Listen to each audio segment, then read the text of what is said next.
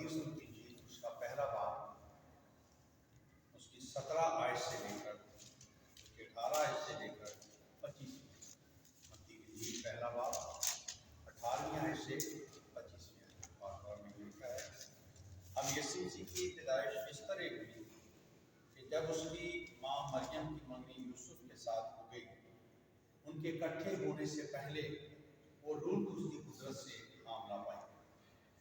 بس اس کے شوہر یوسف نے جو راست باز تھا وہ اسے بدنام کرنا نہیں چاہتا تھا، اسے چپکے سے چھوڑ دینے کا ارادہ کیا۔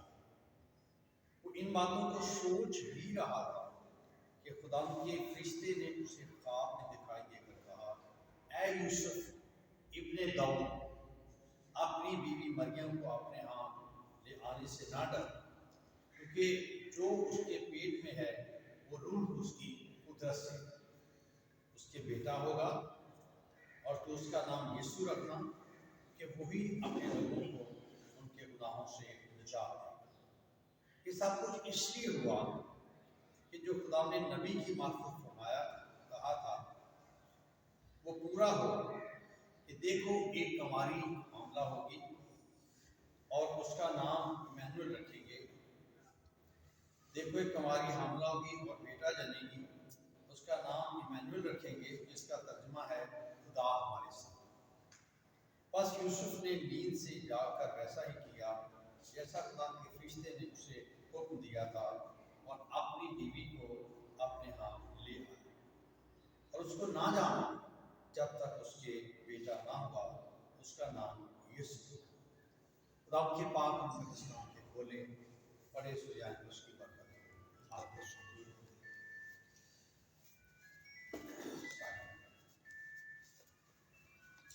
مقدس متی رسول خدا یسوع مسیح کی پیدائش کی بات کرتے ہیں کہ خدا یسوع مسیح کی پیدائش کس طرح۔ ہم اس بات کو جانتے ہیں کہ خدا یسوع مسیح کی پیدائش لاثانی ہے، یعنی جیسے خدا یسوع مسیح کی پیدائش ہوئی ایسی پیدائش آج تک کسی کی نہیں۔ اس لیے ہم اس پیدائش کو لاثانی کہتے ہیں، جس کا کوئی ثانی نہیں، یا بے مثال کہتے ہیں جس کی کوئی مثال نہیں۔ تو وہ اس کا بیان اس طرح کرتا ہے کیا خدا یسوع مسیح کی پیدائش اس طرح ہوئی کہ جب اس کی ماں مریم کی منگنی یوسف کے ساتھ ہو گئی تو ان کے اکٹھے ہونے سے پہلے وہ روح القدس کی قدرت سے حاملہ ہوا۔ یہودیوں میں منگنی کا سلسلہ بالکل ایسے ہے جیسے ایک شادی ہو۔ منگنی میں وہ تمام رسومات ادا کر دیتے ہیں، صرف منگنی کے بعد رخصتی ہو جاتی ہے۔ ان کا ایک رول ہے، ایک طریقہ ہے، تو اس لیے ساری چیزیں ہو گئی تھی منگنی پر، اور ان کی منگنی اتنی مضبوط ہوتی ہے کہ ان کی منگنی میں ٹوٹنے کا خدشہ نہیں ہوتا۔ اب جب منگنی ہو گئی تو متی رسول فرماتے ہیں کہ ان کے اکٹھے ہونے سے پہلے وہ روح اس کی قدرت سے حاملہ پائی۔ کسی کماری کا شادی سے پہلے حاملہ ہو جانا یہ اکارڈنگ ٹو بائبل اور اکارڈنگ ٹو معاشرہ یہ غلط ہے، لیکن یہ بات جو ہوئی ہے یہ انہونی نہیں، یہ اچانک نہیں۔ مسیح سے 750 سال پہلے یسایہ نبی، جسے انجیلی نبی بھی کہا جاتا ہے، اس نے پیشین گوئی کی۔ وہ نہیں جانتا تھا کہ کیا ہوگا، لیکن نبی کے منہ میں جب خدا نے اپنی بات ڈال دی تو نبی خدا کی بات کرتا ہے، نبی اپنی بات نہیں کرتا۔ اور یہ کوٹیشن آپ کو ملے گی یسایہ 7ویں باب کی 4ویں آیت، وہاں کی کوٹیشن متی رسول بیان کرتے ہیں کہ یہ سب کچھ اس لیے ہوا۔ اس لیے کا مطلب ہے کہ یہ اس کی وجہ یہ تھی، یہ سب کچھ اس لیے ہوا کہ جو خداوند نے نبی کی معرفت کہا تھا وہ پورا ہوا۔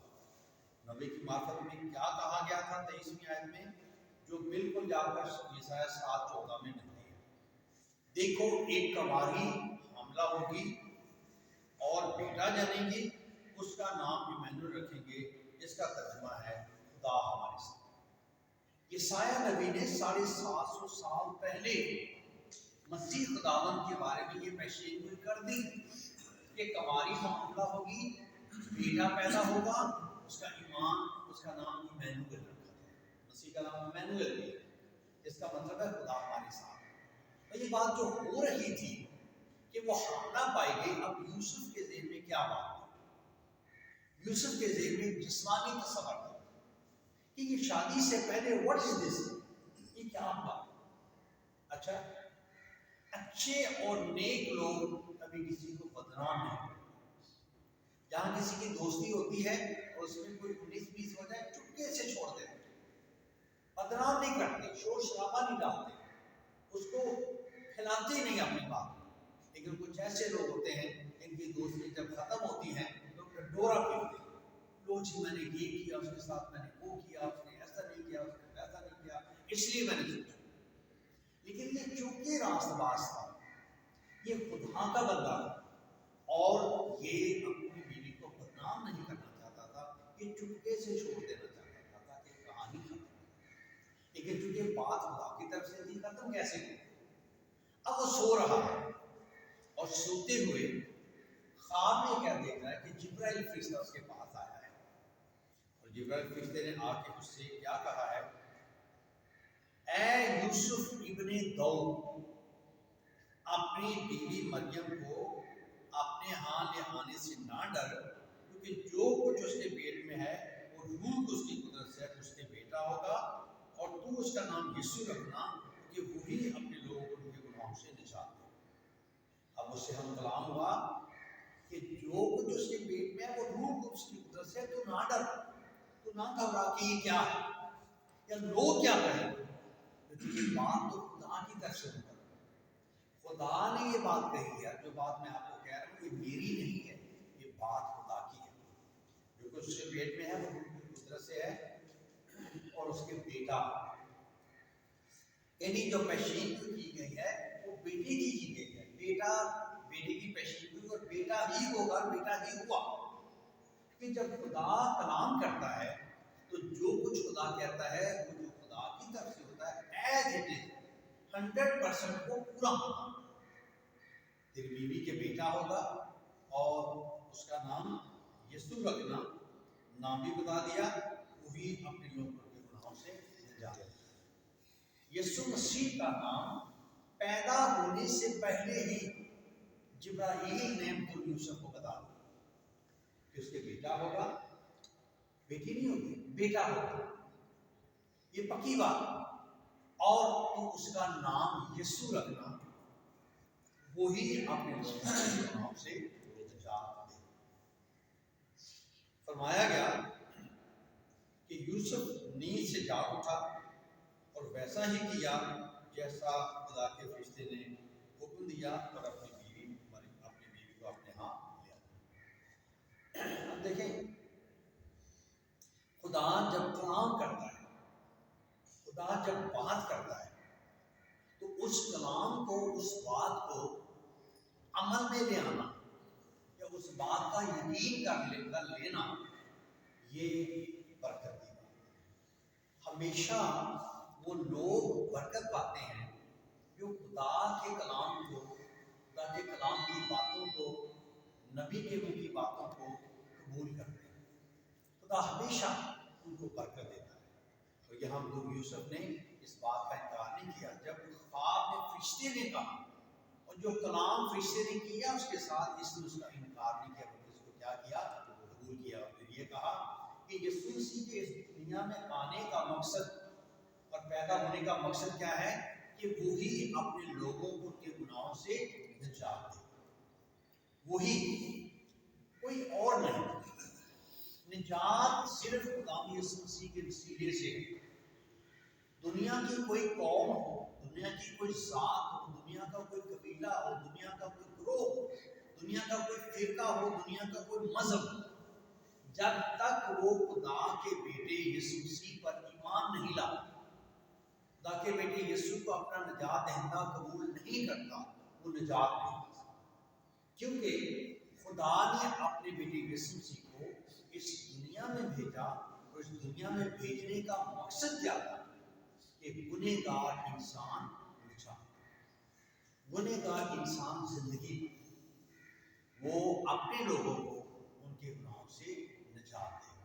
तो खुदा यीशु मसीह खुदा का बेटा निजात दहिंदा बनकर इस जमीन पर आया, जिसके आने से पहले नबियों ने पेशीन गोइयां की, नबियों ने इसके बारे में पहले से बता दिया।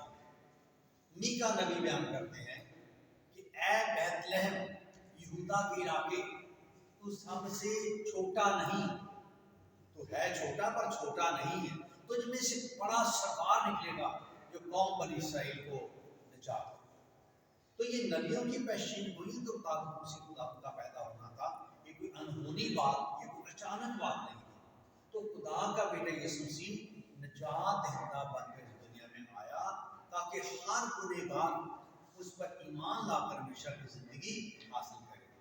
क्रिसमस सेलिब्रेट कर लेना ये बड़ी अच्छी बात है, अच्छे प्लान कर लेना अच्छी बात है, अच्छी ड्रेसिंग कर लेना अच्छी बात है, लेकिन सबसे अच्छी बात यह है कि खुदा के बेटे यीशु मसीह को अपनी जिंदगी में कबूल करके हमेशा की जिंदगी को हासिल किया है। और ये बरकत की बात है, और यही मकसद मसीह खुदा लेकर इस दुनिया में आया, और इस मकसद को उसने पूरा किया। जितने उस पर ईमान लाए उसने उन्हें निजात दी। और आज इस बात की जरूरत है कि जो लोग अपने आप को गुनहगार कहते हैं वो गुनहगार ना रहे। अगर वो सारी जिंदगी अपने आप को गुनहगार कहते ही रहेंगे और खुदा के यीशु पर ईमान नहीं लाएंगे तो वो गुनहगार ही रहेंगे। इंसान गुनहगार पैदा नहीं होता, इंसान पैदा होने के बाद गुनहगार बनता है। जब वो सने बलूगत को पहुंचता है, नेकी बदी की पहचान होती है, तब वो गुनाह करता है और गुनहगार होता है। और गुनहगार इंसान के लिए यीशु मसीह निजात दहिंदा बनकर आ गया ताकि कोई गुनहगार ना रहे। लोग मसीह पर ईमान लाकर उसकी बादशाही में शामिल हो रहे हैं। और आज मेरे लिए और आपके लिए पैगाम है कि खुदा यीशु मसीह निजात दहिंदा बनकर इस दुनिया में आया है, उसे कबूल करें, उस पर ईमान लाएं और वो जिंदगी हासिल करें जो देने के लिए खुदा यीशु मसीह इस दुनिया में आया है। खुदा इस कलाम के सीने से हम सबको